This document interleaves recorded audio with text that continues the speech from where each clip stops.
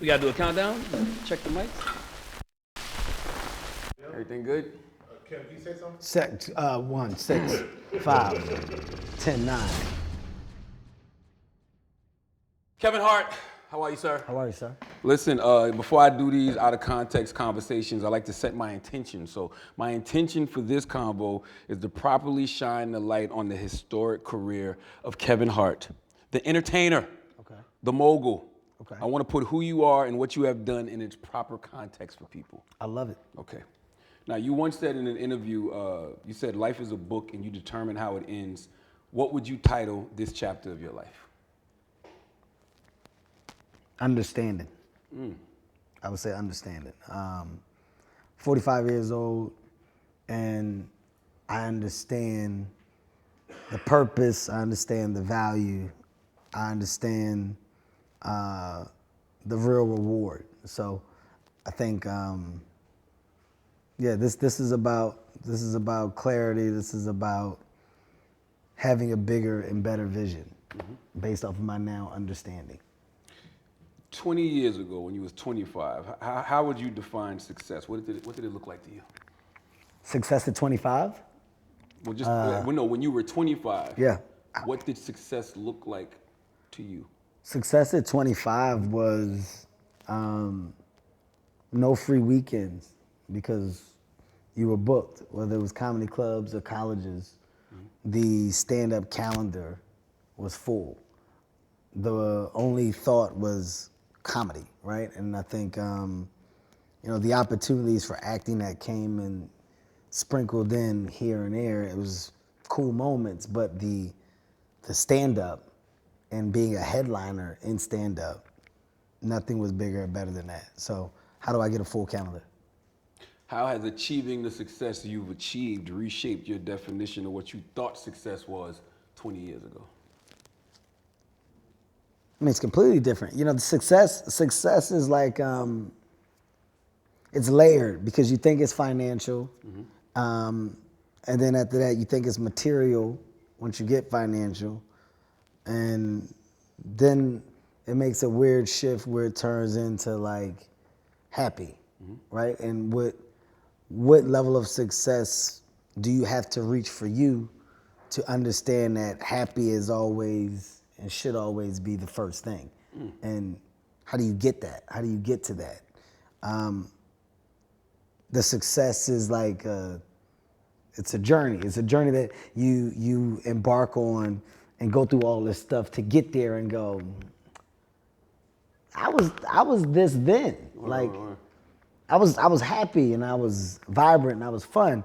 And as you obtain more, your workload, your stress, your want, your need, like everything starts to come into play a little differently. So it boils down to how do you get to the road of happy and understanding the value of a circle, your friends, your family, et cetera. Like that's where your thought process starts to drive more towards as you get older. So the biggest thing is happiness, man. At the end of the day, like, are you doing what you love?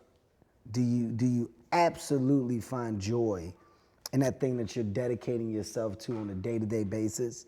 And does it make you better? Does it bring the best out of you?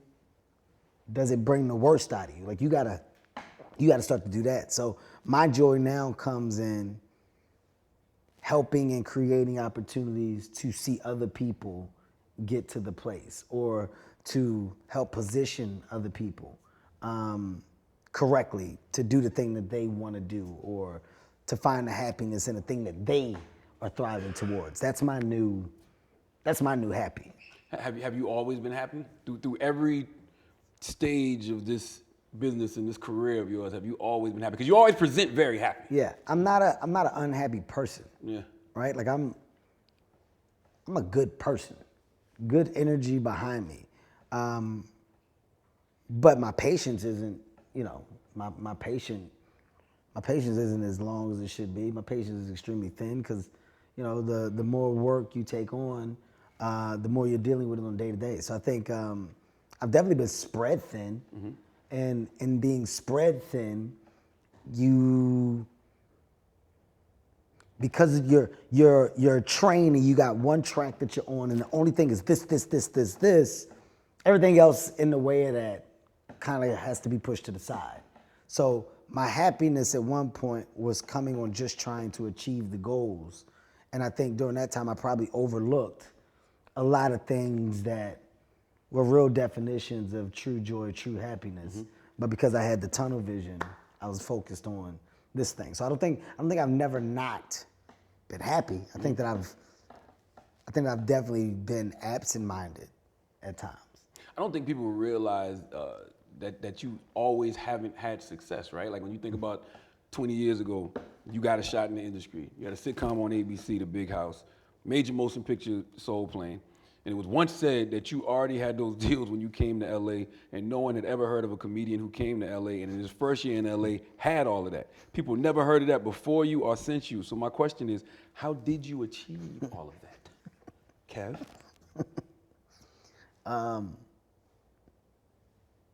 I mean, that's nuts. It's insane to assume that somebody came and was given anything. Like, I think for those people that really follow my career and that know, like, I don't think there's bigger definitions of hardship and work and success and takeaway, right? So early stages of my career during the comedy festival, Just for Laughs Comedy Festival, oh my God, went there, killed it. Holy shit, this is it. This is where everything's gonna come. Getting a deal at that point in time was a big deal. I think the deal was like $200,000. I got a deal. For winning the festival? I got a deal coming out of the festival because gotcha. basically I met with studios, networks, etc. And they said, we're gonna do a development deal with you. People forgot about those. Development deals don't really exist no more. It's talent development deals. This is when comedians in the prime of their career got opportunities coming out of these comedy festivals. And the Just for Laughs festival was like the biggest. New faces. It's like a showcase, basically. Yes. Yeah. So agents, studios, et cetera, were all there. I get this deal, I believe it might have been with NBC or ABC at the time. And, you know, this is it. I got the money, life changed. I can do some stuff for my family, whatever. Money goes, nothing comes out of the deal. Nothing. Well, that was short-lived. Later, I get the opportunity to develop a series, create a series. This is The Big House. And the opportunity came from me learning how people were developing, writing, and pitching. So I was like, I can go back, and the same people I met with my deal, I can start pitching to. I'm gonna pitch shows or pitch ideas. In doing that, we pitched The Big House. Big House gets picked up. Finally, I got a sitcom, this is gonna be great. We shoot The Big House, we shoot the pilot.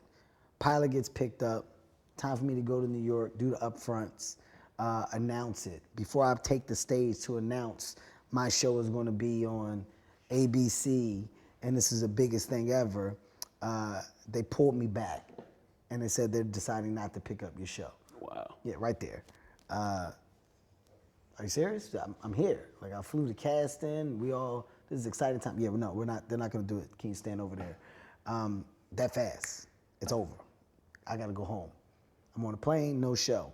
I get a call probably 6 months later, we're gonna pick it up mid-season. Oh my God, the joy, finally. It came around. They air one episode, maybe 2 episodes, not even that many. Maybe 3, I don't know, maybe 2 or 3. Pulled it, canceled it. No sitcom. Okay, shit. I'm back on the grid, back on the grind. I'm in the world of auditioning. Nothing's coming out of it. Soul Plane came. Holy shit. Got another opportunity. Booked the audition. Tons of people auditioned for Soul Plane. Jesse Terrell was like, that's my guy. I want him. Soul Plane gets bootlegged. Biggest bootleg ever. My success came from the bootlegging of Soul Plane because people started to remember me. And my success came from Paper Soldiers and that underground movie and in the bootleg circuit of. That's right. So the memorable side of understanding, oh, that's the guy from, oh shit, that's the comedian from, I just started doing comedy clubs. So I said, all right, fuck the acting stuff. I'm just gonna go focus on the comedy. So I went, and I just did a comedy grind like nobody's business. It was a Lil Wayne mixtape level comedy grind. I went. I remember. When I tell you, I was so adamant about the comedy clubs, stand up, any stage, any room, New York, get the people, get the fans, go get the emails, go back, tell them I'm coming back to the city again. City, Chicago, Cleveland, Cincinnati, you name it. I did that shit for about, I want to say I probably put in like 5 years of nonstop comedy club work. And over that 5 years, gathered the audience, gathered a nice amount of emails. This is when Speak to that though. Hold on, don't speed by that, because you were in these comedy clubs. Yeah. And I remember this. You were getting everybody's email, and you had a newsletter that you used to send out. Yeah, I literally got. Dane Cook is one of the first people to like really embrace his fans and the development of the relationship with the fans, right? Dane Cook was one of the early people that I heard talk about this. And at this time, Dane Cook was like, boom. I mean, huge. Huge. So I'm like, I gotta get emails and I gotta talk to the people. So I would do these newsletters for the cities and I would send them out as a blast. Like MySpace had a feature at the time where you could basically like geotag. I'm coming to Cincinnati, and on your MySpace, you can look for the people in Cincinnati, and I would personally send out messages. I'm coming to Cincinnati, I'm performing. Come see me perform. I mean, you're copying and pasting the same messages over and over again. Some people came, some people didn't, but at the end of the shows, I would know who came, and I would know the result of me individually telling people to come out, because I would be able to match the email addresses up with things that I saw on the MySpace page. So I was like, between these things, if I stay true to it, it'll work. So me and my guys, the Plastic Cup Boys, we would go to the city, land, go to a mall, pass out flyers, tell people about the show, get emails then. We would go to the show, perform. As people were walking out, getting emails. I used to have cards, and I would have cards on the table. People would fill out the cards. I would take them. So then at the end of the weekend, everybody that came, hey guys, when I come back, I'm gonna make sure you all know, thanks for coming out. I built a rapport. For 5 years, maybe more, I was very consistent with that rapport. Colleges, I was performing at showcases for colleges and gathering that personnel. I didn't give a fuck where people were. If it was people there, I was gonna go, and I was going to personally make sure you knew who I was and that I knew who you were. So when I did Shaq's All-Star Comedy Jam, that dropped after I did Grown Little Man, and I was about to do Seriously Funny. I forgot the order of it, but I was doing these comedy specials, and it was for Comedy Central. These were gonna be my specials. All right, there was like a little bit of knowledge, a little bit of steam off of them. The comedy club was getting a little full. After the Shaq's All-Star Comedy Jam, I don't know what happened, but that shit hit harder than anything. And then I did Seriously Funny. So people were like, whoa, Shaq's All-Star Comedy Jam. And then I did different material, Seriously Funny. Okay, after Seriously Funny, well, that's when it was okay, shit, this guy is like the real deal. So it went from comedy clubs to theaters real fast. I mean, right now you're witnessing it with Matt Rife. Like, I remember that. Like, Matt Rife, it's a weird thing that happened where Matt was in comedy clubs and he was doing his like little things, and the TikTok thing hit for him, and all of a sudden, Matt Rife is doing shows at arenas. Matt Rife sold out the Hollywood Bowl. And it happened so fucking fast. So when that happened, I said, well, I don't want to run away from the thing that I was doing. I got to tell people I'm now going to the theaters, right? The theaters, I'm going to be at the theater, not the comedy club. Well, the theater's selling out so fucking fast. So now I don't have to do the email shit no more. I don't have But to. that turned to social media too. Well, this is when social media just started, Yeah. right? This is when all of this shit. Look how the baton was getting passed. Oh man, the tickets are selling, so we're good. I don't have to do this like I once did. Twitter is now out. So now Twitter, I learned what that is, and I'm like, oh wait, I can talk directly to to the people that follow me. Go back to the world of emails. I'm on Twitter. Here's my @ name. Make sure y'all follow me. I remember all of that. So all the people that I gathered from all of these cities, name a city during that time. Detroit, Name a fucking Chicago, city. I don't give a shit. Columbia, South Carolina. Every city. I don't care if it's an A market, B market, C market. I went everywhere. Once I said follow me on Twitter, all right, well, I'm out the gate. I had like 300-something thousand followers. I'm like, You was the first person we knew with 1 million followers. I was like, oh shit. Me and Duval was like, he got 1 million followers? Oh, I said, I gotta talk to him. So now the emails that I was sending that people weren't privy to are now person-to-person conversations. Now the shows are getting bigger, the theaters are getting bigger, we're adding shows, we're going from 2,000 seaters to 5,000 seaters, and just like that, as a headliner, I changed the way I looked at how I develop comedy. I said, I need to have a system in place that allows me to stay on the road and come off the road. I shot 2 specials. I did Grown Little Man. I did Seriously Funny. The Shaq's All-Star thing was like a favor. I was like, Shaq said, Kev, you want to do this thing? Jeff Clannigan, who's my partner, that shit was a favor. All these things hit. I was like, all right, well, I can't fuck this up. So now I said, I'm going to go and I'll do a tour. My tour should always last a year and a half. And I'll end my tour with the filming of a comedy special. And then I'll develop another set through the course of a year and a half to maybe close to 2. So I had an on season, off season, but it always gave a 2-year gap in between stand-up. So I never oversaturated myself in the market. So until this date, there's always a 2-year window in between my specials. But during that off year, I'm developing the new material. So when I come back and announce a tour, well, I'm coming back with new material and a new road. And by the time I film the next special, it'll be 2 years past before the last one. Step, repeat, step, repeat. So I built a process based off of hard work, understanding, and commitment. And that commitment came from the failed opportunities in Hollywood. They threw my TV show back at me. The movies that I had the opportunities to star in did not work in a successful template of working in the business. Paper Soldiers wasn't a box office success. It wasn't a theater release. It was a straight to DVD. Soul Plane was supposed to be a box office success. Got bootleg.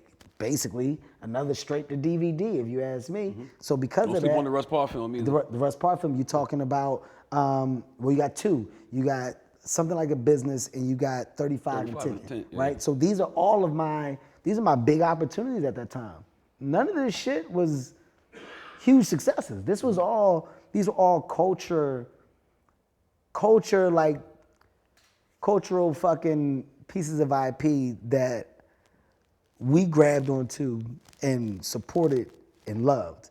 So because of that, the fan base got better with stand-up. But I went back to stand-up. Word. I was like, I'm out. This LA shit, I'm sitting here waiting by the phone. I'm out. I went back and hustled stand-up and was just in the grind of stand-up specials until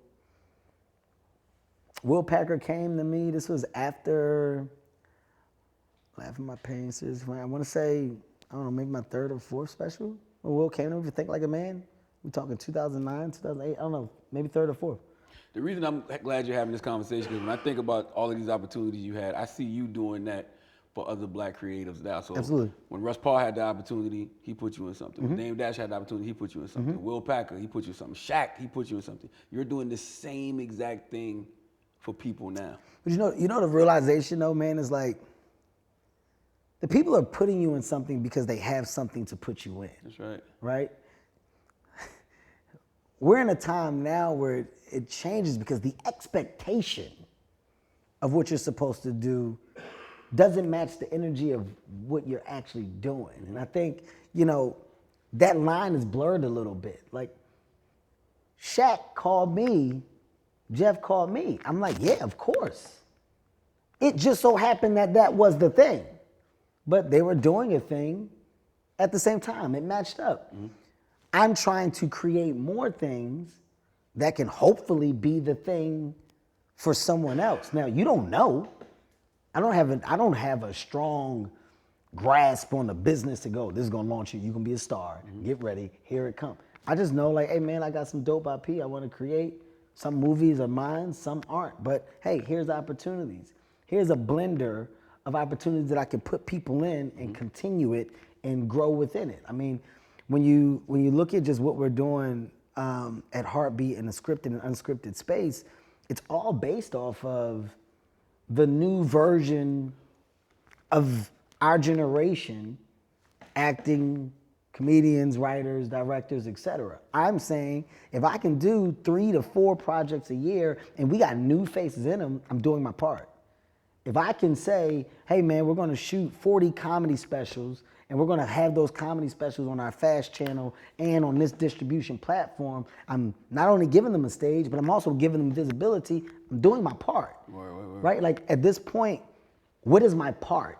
Where's my value best served? And I feel like it's best served in creating the opportunities for others. And you know, if somebody pops off of something that I put to the table, man, I think that's the dopest story ever.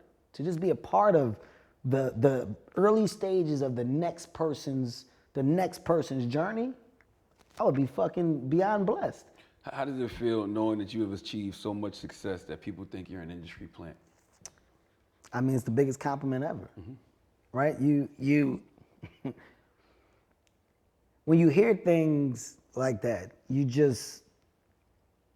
gotta give a nod to common sense versus lack thereof.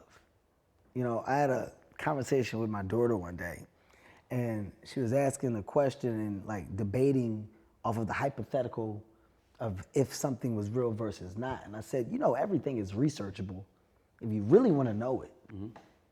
If people really care and you really want to know things, it's very easy to go do some research. Absolutely. And actually, beyond easy, it's like, it's dumb proof today.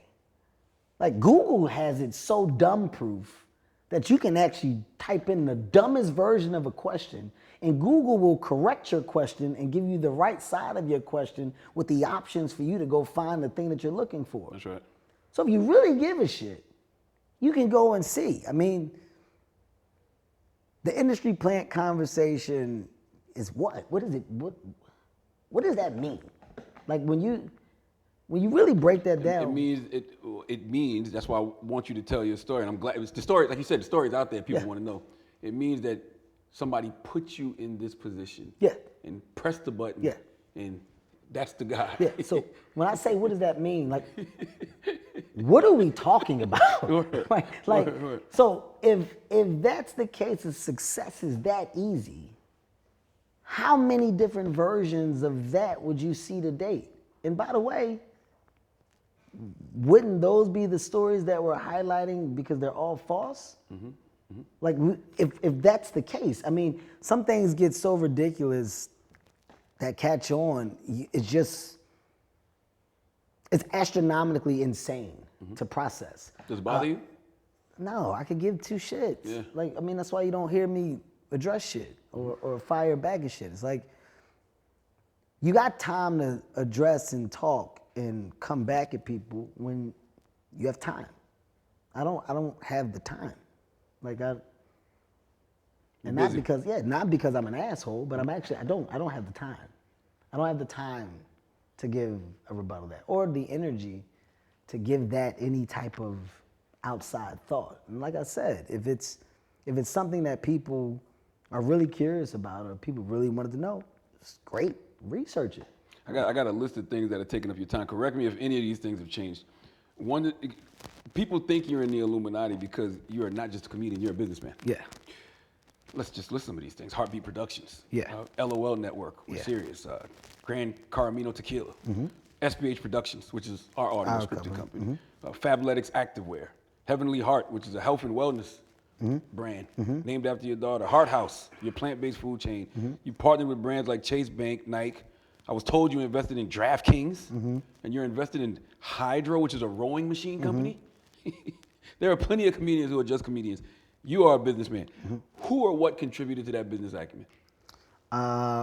Early stages of growth, Jeff Clanagan.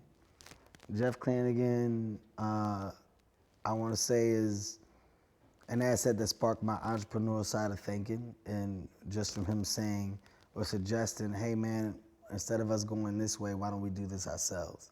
So taking the money from tour and using that money to fund our stand-up special, and then taking our stand-up special and distributing it through AMC. And when we did that, the big win, it just made me understand investment and return, right? ROI, the return on your investment. We took 750 grand, shot our comedy special, released it theatrically. It did like 9 million theatrically. Theaters take their cut. After the theaters take their cut, we get back our pie. I walked away with like close to $2.5, $3 million, right? Oh shit, my 750 turned into 3. That's investing. So how does that work? How do you grow businesses in a manner where you can invest and then ultimately see a return? Well, you gotta have businesses. You have to have ideas. More importantly, you gotta own shit.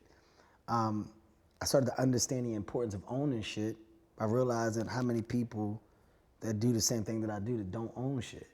And it's no shot to any of them, but once we're done, right? Once we say goodnight and we're done doing the job that we've chosen to do forever, you gotta look back. And when you look back, what do you see? Early on, I saw that studios had these amazing catalogs. And these catalogs are so dope, they're great. And the value of these catalogs for studios is significant because of the talent attached to them. And it allows the studios to leverage that talent, that IP, to go out, get more money so that they can go out, shoot, develop more IP of the same, ultimately to build that catalog so that that catalog is a definition and representation of their value. Their value continues to grow and jump based off of star power and works for hires that are fine with receiving the dollar at the early stage, but not being a part of it at the back. All right, so how do I fix that or be different in that regard? Well, I'm gonna own the one thing that I can at the early stage that I control. I own my live entertainment business for myself. If I decide to do comedy, I own this entity of comedy. That entity shoots a comedy special, I'm gonna own it, and then I'm gonna license it. Step, repeat. Okay, well, I can do this with other IP. I gotta create the companies. Heartbeat, Laugh Out Loud. Okay, the studios are partners, but make sure that we own a piece of the company with the studio. Well, we can't do that. Why not? Have we ever asked? That's right. That's right. Have we ever asked for an unconventional deal? If we do ask for that unconventional deal, let's see what the return is. Let's see if they jump up and say, okay, because you're a good partner. We actually had some good partnerships in the early stages that weren't afraid to take those jumps. Lionsgate was a great partner with Laugh Out Loud. We did great business. Lionsgate then allowed me to buy Laugh Out Loud back in full when they didn't want it. I took Laugh Out Loud, merged it with Heartbeat. All right, I got one big entity now. Wow. So now let me start to push things under the machine. I want to push and shovel anything I do under the machine. It all has to come through Heartbeat. And through that, let's see how much I can own versus what I can. So now any deal, any unconventional deal, it has to come through my pipeline, and the relationships of others now respect the pipeline. So let me hire the people. Let me get the right team, right execs, right presidents, right COOs, CFOs, heads of SVPs, EPs. Well, now I got the money to pay them because I'm taking the money from all this live entertainment and I'm just gonna bring it over here. So until I get a return, I'm gonna fund the machine because that's an investment. I'm investing in this personnel. I'm investing in these works for hire. I'm investing in the idea of this company. When you was in these comedy clubs, did you ever think stand-up comedy would lead you to these opportunities that have created all these other companies and got you at a net worth of $450 million. No, but that's the fucked up part, right? Like stand-up comedy is the gateway into everything. Mm-hmm. And entertainment in general is the gateway into everything. And you don't have to do it right. You don't have to knock it out the park and fucking walk away with the biggest bang, with the biggest win. The closer you get is best and better for the people that are going to come and do the same things behind you. So there were a lot of people that didn't necessarily do it right, but they cracked the door enough for me to go through that door and get a little further than what they did. Understand that the likeness that I had could bring the value of private equity partners or investors or companies or bandwidth. I bring value to different operations. So in return, you're giving me something for my value. So stand-up comedy was the asset and still is the asset that acts as the gold nugget to fucking greatness. Because the meetings that you're able to obtain, the rooms that you're now able to be in, is all based off of, man, that guy's so funny and so cool. So don't downplay the fucking early thing. The early thing is the most valuable thing. Oh man, I went to go see that guy, he was funny as shit. Then after the show, he was nice. You gotta meet Doug. Doug works over at Amazon. He does X, Y, and Z. I don't know if there's a partnership here, man, but you should meet him. A lot of people don't have time. I ain't meet no fucking weird ass dude named Doug. I'm good. Well, why not? Doug just so happens to be in front of content and creative. That's right. So meeting Doug, you done put yourself in a situation to get some knowledge and information, and you tell Doug, I'm gonna come back. We should meet again. Speak to that more. Does your humility play a role in how far you've been able to go? Absolutely. I do not put myself on this crazy pedestal of expectation of how you should perceive me, right? I think really having an even keel and an understanding of like level set at all times. Like business is business, partnerships are partnerships, opportunity is opportunity. And if you shake a hand, it's two sides to a handshake. So if you shake my hand and I'm shaking yours back, that means that we should both get something from whatever we're deciding to do together. It shouldn't just be about me, so it shouldn't just be about you. And I think to date, my relationships with my studio partners are representations of that. You know, I've never tried to kill them. I've never came in and front loaded any of my deals. And this is from my partners at Universal to Netflix to Apple to Amazon. I mean, I can go Warner's. I can go down the list of them all. What do you need for this to be a win for you? All right, so I'm gonna do this. On my side, I'll take this and I'll play with you on the back half. So in success, we all have success. And as a partner, throughout the years, well, my work has been consistent because they value me as a guy that's coming to the table at all times with the best interests of them and myself. I've never been a give me all mine now and y'all figure it out. Like if you lose, I should lose too. And that's a real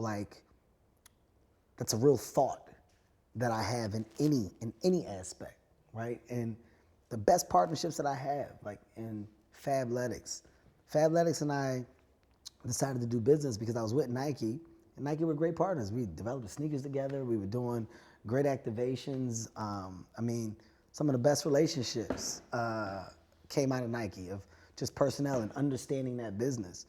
I had an opportunity at Fabletics to help grow a brand and be responsible for men's. But they said, Kevin, we don't want you to come in and just like do it and just be the face. We want you to develop it with us. We want you to be a real partner. We want you to be creative. So I had an opportunity to go and create a men's line with a brand that didn't have it yet, be responsible for elevating, amplifying the business now that didn't exist that does.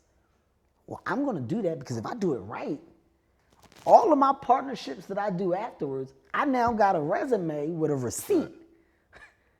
A receipt says Kevin Hart can do this for a company, for a brand, for a entity.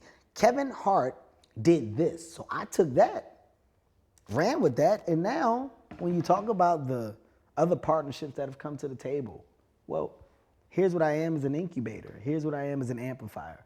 And the words that I'm able to use now, I didn't know these fucking words. You learn them. Like Yo, how much learn. did sales shoot up when you put Drewski and CThaGod in the Fabletics, the outfits? You know what's crazy? Like, that was such a genuine, authentic moment. So they had just sent me, like we have new product, and I always get stuff first.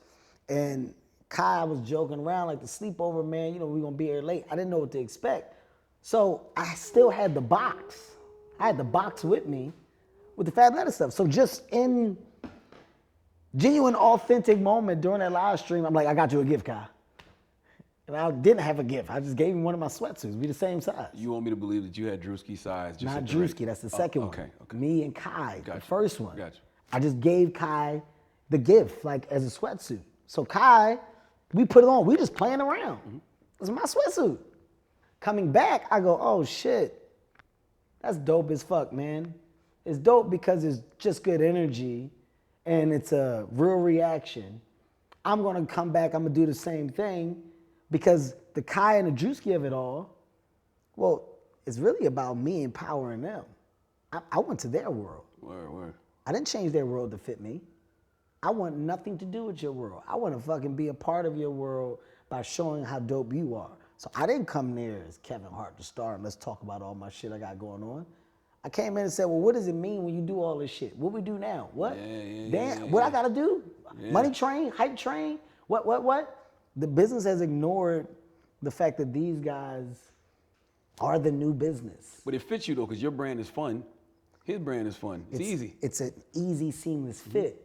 But what I'm trying my best to do is show the business, the studio business, that the opportunities for them that we should be thinking about exist where they're already succeeding. You don't try to break and create a new model. Try to figure out what it is they want to do and say, okay, well, how can I help you? How can I be accessible for you and to you? So for Kai and Drewski, just because of the love, the sweatsuits and all this stuff's funny, well, I didn't ask Kyle what you make from this and how you get your money. I want none of it. Dude, I like that I came and fucked with you. I like that you got some success and more people came. It grew your shit. Drewski, I love that people know how funny you are. Man, you two, I'm gonna fuck with y'all more. We're gonna figure it out. You was EPing a show for Drewski before this though. Yeah, I was trying to develop a show for Drewski for a minute. Yeah. Still are. We still are. Like Drewski, I think Drewski's a star. I think Kai's a star. I think, you know, when you look at Mr. Beast and what he's doing, like you're looking at people that are creative minds and have figured out another route to economic success. They have found a way to say, I'm going here, then I'm going here. Mr. Beast's whole business is not just content, but product, commerce. Like, are you fucking kidding me?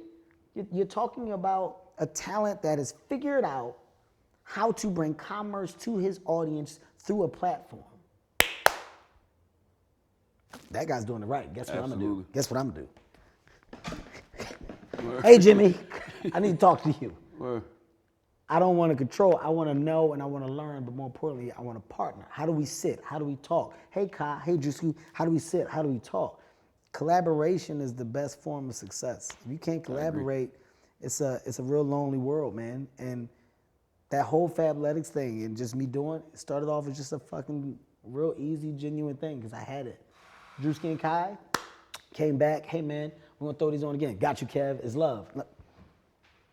It's nothing forced. It was a thing that worked because of the authenticity. And the brand, of course, was happy, but as a guy that controls the brand and operates on its behalf, people associate me with the product seamlessly. So it's never forced. Yeah, I want to talk to you about fatherhood, right? As a father, I'm sure your family motivates you to keep working and do more, but you also want to prioritize being present. So how often do you face the conflict of choosing between work and family, and how do you maintain the balance? I've gotten a lot better. I've gotten a lot better, man. You know, I think the engine in the early stages is an engine dedicated to, I'm doing all this so that they don't have to, right? Like I'm 1,000 miles per hour because I want to have this so that they can have this so that we can do this. But then you start to realize that time, you can't get that time back. And you start to miss real shit that matters. Kids get older, they drop some shit on you about what they wish you were at that you wasn't, but it's okay. And You want to make those changes. So I think because I've had such an open relationship with my kids, and a comfortable one where we can talk and be transparent, I've been able to adjust in real time and make things better. So I think today I'm way more present than what I was in 2009, 2008, 2012. You know, I'm a good dad. Like I'm there, and I make sure I'm there, because I'm breaking the ground in what fatherhood looks like from my family. Like me and my brother, our dad wasn't there. So when he was, it was cool, but it was hit or miss, in and out. So me and my brother prioritize how active we are with those kids. Like, and it takes a village. Like, he's literally, my brother is the best asset that I have outside of my wife. Like, hey man, I gotta go on the road. I'm gonna be going for set time. Go and make sure the kids are good. Pop in with them for like 4 days. Give them some activities, some stuff to do. I know they got classes, blah blah blah. We have a very nice rapport of how we operate, and the kids love it. They see the efforts, they respect it. I think they also see how I kill myself to get back to them. You know what I mean? Like I'm out on tour buses. I'm back and forth, land 2 days. All right, I'll leave one day, come back the next. Like it's a lot, but it's worth it. What is losing both your parents taught you about parenthood? It's very important to understand, like, this shit is a gift. This game of life is a luxury, and you don't have to be a part of that luxury long. Scary thing about death is the next day, life still goes on, right? Like, you lose people that you love, but the next day, you still have to operate. You still have to figure out this thing. You still have to pay the bill. You still have to do the work. You still have to figure out. You still have to raise the kids. You still have to, like, it doesn't stop because of your moment of mourn. So what I definitely have been an example of is strength. You know, when my mom and my dad passed, I think my kids seeing how I handled both of it from a realistic standpoint is something that was of value to them, right? Because rather than feeling the death at the saddest level, I celebrated the life at the highest. And I think that was a thing that they both kind of, my two older kids, my younger ones were when my dad passed away, was sad. But my two older ones kind of like understood my way of thinking and my reason for why. And, you know, I was like, it's okay to be sad, but I'm making a conscious choice in this moment to just think about the celebration of the life that they lived, what they did, the great things. And it was more about the storytelling on that side of it than it was about the crying. How did you have to adjust your last stand-up? Because I told you, I saw you at the Garden when it was what became Reality Check. And I told you I felt like that was your best set, right? And you had a lot of, you know, material in there about your father being sick.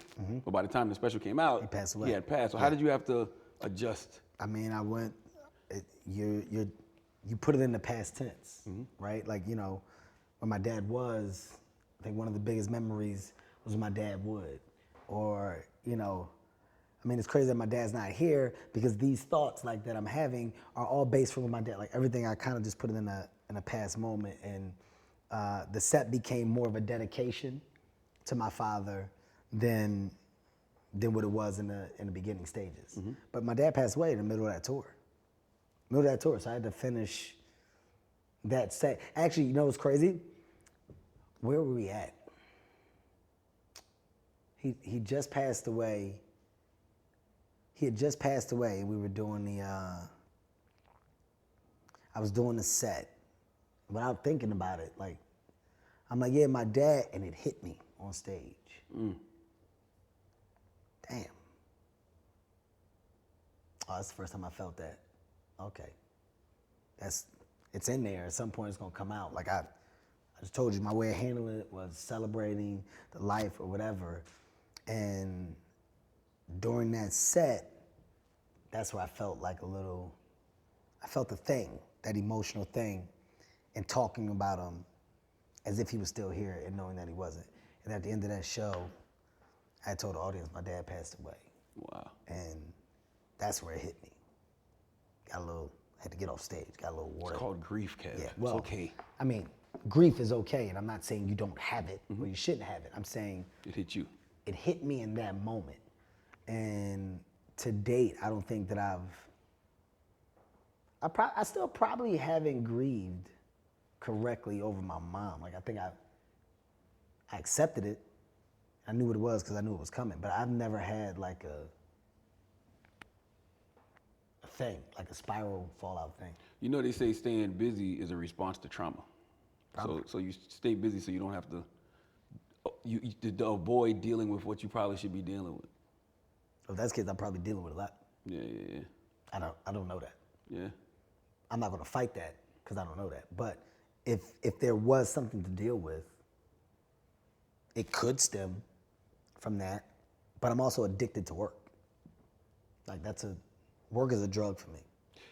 Yeah, I remember you tweeting back in 2013. You said, if you are afraid of failure, you don't deserve to be successful. I think you was quoting Charles Barkley or somebody. And when I hear you say you're addicted to work, and we watch you. Are you afraid to fail? No, because I fail all the time. But at this point, I mean, what is failure? Like right now, I could go belly up.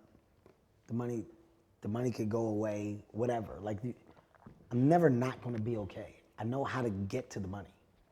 My confidence on my ability to get to the money is 1,000%. I'm going to be okay. Like there's like in the beginning stages of life, the hood, etc. Like there's a real fear of I don't know where I ain't gonna be able to fucking. Yeah. I don't know. Like there's a real fear there because you're at the bottom, right? When you've been to the top, is it really a fear at that point? Like, okay, you're saying I had it all and I lost it, so now my journey is getting some of it back. Like, it's not a fear. It's a moment. And in business, in entrepreneurship, things don't always go the way you want. So if an investment didn't work and I overcommitted, or if this went belly up and I didn't have, like, that stuff is very much possible. I think for me, the lack of success or moment where unsuccess like presents itself, that's dope because there's so much information in that.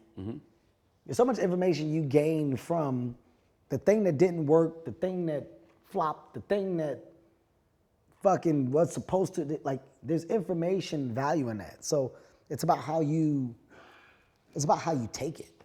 I don't take it with a negative grain of salt. I'm pretty well with receiving that. I just think I need to be committed to something for me to make my life feel like it has a driving source of energy that won't die. Like, I like this because it keeps you from being petty, but you're still a Cancer, Kev. Yeah. I'm a Cancer. 50 Cent is a Cancer. We're all busy people, but we still find 50's different. He's different. 50's He finds a different. little time to be petty. With the people that throw shots at you, 50's Kev, different. you don't never. What's the most pettiest thing you thought about doing? I've done it. Just people would never know. like people would never know. Like, I don't.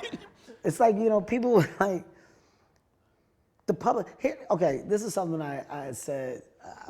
I was talking to somebody, man, and it's really not hard if you have real problems with people and your problems are like serious. It's not hard to ever get to a person and really like address the problem correctly. The problems that people have with me, they aren't my problems. So the idea of being petty or going back and forth, it's so beneath me because I don't have the problem. And I feel like if I engage, it makes it look like I got a problem. And I don't. Things get taken out of context too, though, because even when you think about Cat Williams on Club Shay Shay, a lot of people thought you threw shots at him first and he was replying back. I think there's probably one moment where I've actually talked about Cat publicly, and this was when I think it was on Breakfast Club. it was the Tiffany had Yeah, with Tiffany, yep. and this was like we were promoting Night School, and Tiffany was affected by some of the things he said, and it was more of a like support for her in that moment, and like some shots at him. Do you regret that? Yeah, I shouldn't even talk. I should never address him like, at all. I don't have to. What? Like, why? What will it do for me? What will I gain? There is no gain. So I look at everything from a business and economic standpoint. Like, if I'm investing in something, well, what is my return? What's the return on my investment? What's the return on my time? What's the return on my energy? What's the return on my investment? So that investment of self, words, dialogue brings me what? What? And if I can't answer that question, or if people around me can't answer that question, then it doesn't get an inklet of energy. So it has nothing to do with people feeling like they're above, people feeling like they're better. No, it has to do with a strong understanding of you and like yourself, level of awareness. Like I can check all these boxes, but to some, they want to take it or misconstrue it or twist it as. It's not my problem. It doesn't become my problem. Is that a part of Acting My Age? That's the Acting name of My your Age new is tour? so dope. Yeah, Acting My Age is so dope. And you can have, I know he said 15, you can have more if you want. You can just give him like 20, 30. I want to make sure you get your shit. Oh, great. Thank you. I'll say the better side of Acting My Age and the understanding of what this special is like, it's so dope to understand what the idea of old age is and should be. Older should mean wiser. It should mean like fucking wisdom. It's life lived. The older you get, you're a representation of life lived. And if you're lucky enough to make it to 50, 60, 70, that means you were one of the few fortunate people that not only made it to the other side of life, but got to see other lives make it there as well. Grandkids, kids have kids, homes, families, whatever it is, neighborhoods change, fucking the inclusion of, the merge between. If you're a person that got to witness and was around, and I remember when, man, what's better? I just worked with Samuel L. Jackson, and the dopest thing about Samuel L. Jackson when we were doing Fight Night is every day Sam had a story about the shit that happened during that time. Because he was there. He was there. Yeah. Oh man, right here, y'all see this right here? This wasn't this spot. This used to be Ray's, and what they would do here, we just sit and listen. The joy that Sam found in telling us the moments of life that he lived that none of us could fucking relate to because none of us were around.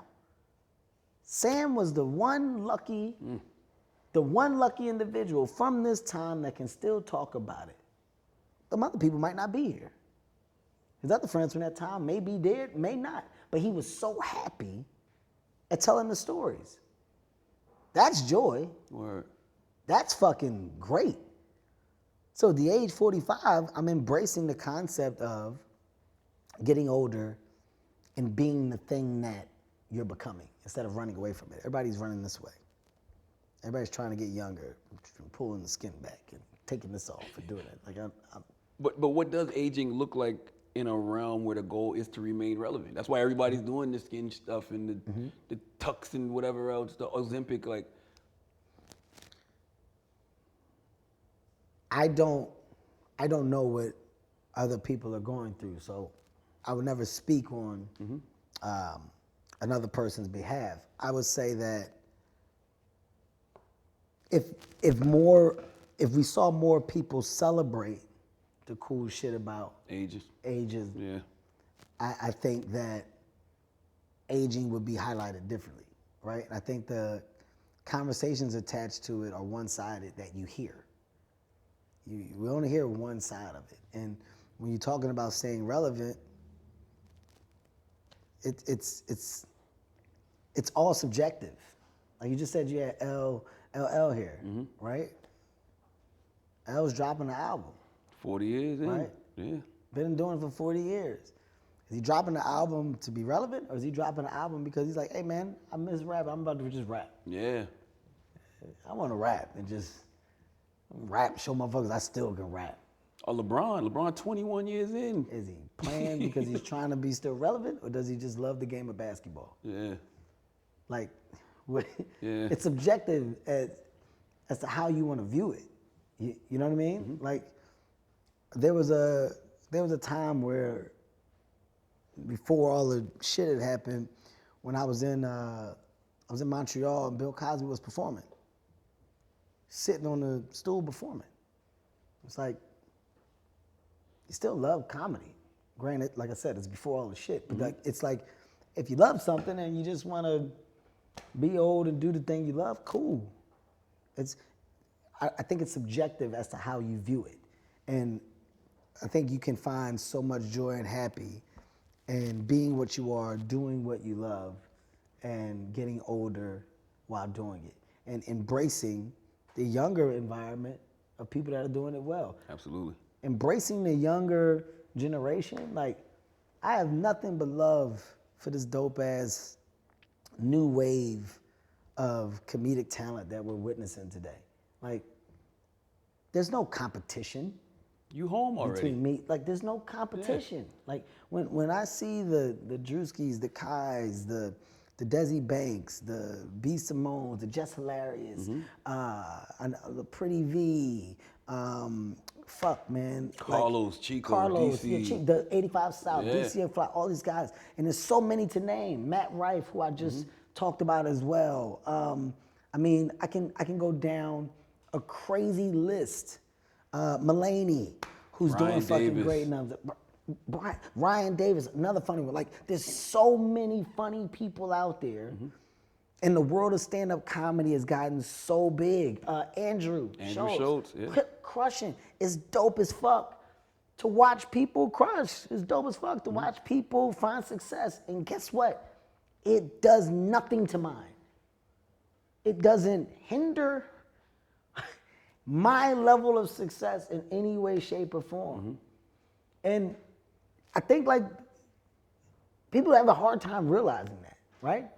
You don't ever see me, Chris, and Dave fight. You don't see us argue. That's right. Me and Chris and Dave are actually so fucking close. Chris will call me and go, Kev, are you going on tour? And I'll go, not yet. He's like, don't lie, bitch, because I'm about to put these dates up. And don't you announce, and then no, Chris, I would never. Okay, I got you. I see what you're saying, Chris. We'll always make sure it's this. Dave, what you doing? I'm working on some shit. I ain't got nothing yet, but I will. All right, well, I'm going to go up around this time. We make sure we communicate. We coexist because we're not against one another. Like, we want to see each other flourish. That's how it should be. People at the top are collaborating, people at the bottom are competing. And by the way, when we go and we're down here with the younger generation, it should be nothing but embracing. You said you wanted Kai to play you in a movie. Yeah. Were any of your sons pissed off about that? No. Although my son is in this next Fab Athletic spot that he did. He's showing his acting chops. I put him in a Fab Athletic spot. But I told Kai that because everybody says, like, Kai and I have the same energy. And, you know, Kai wants to act. He's saying, like, at some point he wants to get into it. And I love that. I love that he's already looking at bigger pictures. I love that he's making his money. I love that he has his thing. And, you know, I'm going to figure out ways to do that thing with him. And, you know, even when I talk about comics, right? Like the Plastic Cup Boys, when I talk about Spank, when I talk about Naeem, when I talk about Joey, like, these guys have been headlining for a long time. And being established in comedy, that's a very hard thing. It's a very hard thing to be established in stand-up comedy. Like, you're talking about a contractor-like mentality at work. It's, you know, you gotta eat what you kill. So without audiences, you got no revenues. That's you right. gotta figure out where to go and where to hustle up to get the money. We're talking about a bunch of people who have figured it out. I applaud that at the highest level. Speaking of eating, right? It's fight night. Mm-hmm. Was it strange doing that sex scene with Taraji P. Henson? T. And was Baby Boy any inspiration behind it? No, it was what I did. Did you study Tyrese and Baby Boy when he did that? No, they really did a sex scene.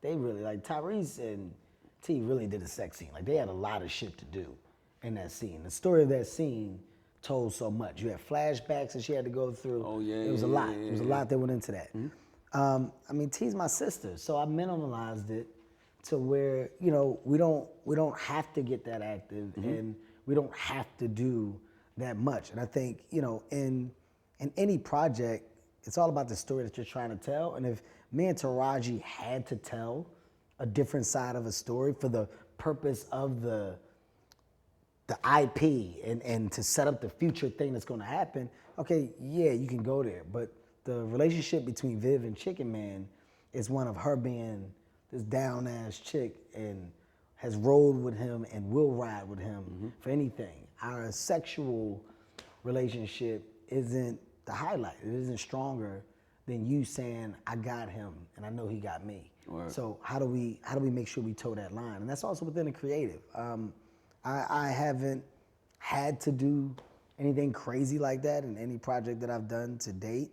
And if you don't have to, you don't need to, right? It's like, it's all, once again, I'm the creator. I'm on the side with the writers and the stuff, and they do have something in there. If there's a scene, Kev, this one you gotta eat ass. I'm like, well, why? Why? Yeah. You don't have to, and always. I love the Chicken Man character. Is it fair to label the Chicken Man character a bad guy, or is he just a product of his environment? He's not only a product of his environment, he's a definition of a real entrepreneur. And sometimes as an entrepreneur, your vision as a visionary can't be seen by everybody, because everybody doesn't do what you do. So Chicken Man can be seen as a guy that makes bad decisions, but the people that are a part of all of his decisions know his heart. They know his want. They know his real initiative and what he's willing to do to get there. And why some can be a part of it and some can't, and why some can know this and some can't. Like, if you know him, you're gonna love him. If you don't know him and you hear about him, you're intrigued to know what it is and why he's been. Like, I found a lot of similarities with Chicken Man, which is why I wanted to do it. The road to greatness is a road that everybody can't be on. And a lot of people got left behind on Chicken Man's road. And those that fucking stayed and made it through the storm, they all saw the value at the end of it. Did Terrence Howard try to explain any of his math to you on set? Yes, he did. And how did you handle that? I told Terrence, I love him, but I'm not your customer. That's it. I love him. I do. I love Terrence. I think Terrence is one of the most talented people to ever goddamn touch that acting stage. Like, he is a bad motherfucker when it comes to action and cut. Terrence will do whatever it is that you need it to be done. And stay in character. Yeah. Now we know why he was wearing the wig. Everybody knows. Yeah. Yeah, but you know, when he starts to talk about the math math stuff, he's really into that shit. Like, that's his shit. But you just gotta be honest with people right out the gate. And I just told Terry, I'm not your customer, Terry. I'm not gonna retain this. So what did he say? I'm not trying to sell you nothing. I'm just trying to explain to you. Okay, no, he said, Kevin, you still gonna listen? I want you to. I just had to sit there. And then when he got done, I was like, yeah, see what I'm saying? Last question. Okay. Do you think you were born already destined to be who you are today? Or was this version of you molded and crafted along this amazing journey you've been on? Molded, crafted. Now, I would love to sit the fairy tale and do the traditional lie. Absolutely. This was God's plan. No, I think I'm beyond blessed to have the support and family that I had in coming up, the mother that I had, and the support came from, like, me not knowing. A lot of people come down on that younger child that don't know. I don't know, man. School ain't for me. Well, what you gonna do? A lot of people call it that guy or that girl a loser, or, you know, you ain't doing it right. You ain't taking life serious. You ain't thinking. Everybody has a different agenda when it comes to time and when things click versus when they don't. If you take my mom's level of support away from me not knowing, I would have never discovered the thing that I fell in love with. Like, I didn't go to school and didn't purposely say I'm stopping because I'm about to start comedy. I discovered it. It was an accident. It wasn't on purpose. In conversation, Kev, you should do it. You should try the amateur night. Okay. The discovery, I fell in love with the new idea of the thing that I could do. I love this thing. I love this feeling. Now that I'm excited, all of the energy and effort that I have, it can go into something that I actually am excited about. Without that excitement, without that light bulb, a lot of people struggle with the first step.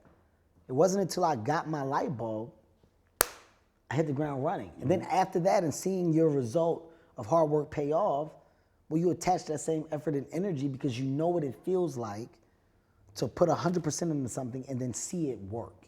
So what I am and who I am today and where I'm at, absolutely not. But now that I am here, I do feel like it's my job to be as best of an example as I can be for the next generation to do more and surpass, right? Like, this shouldn't be it for who's to come and what's to come next. Mm-hmm.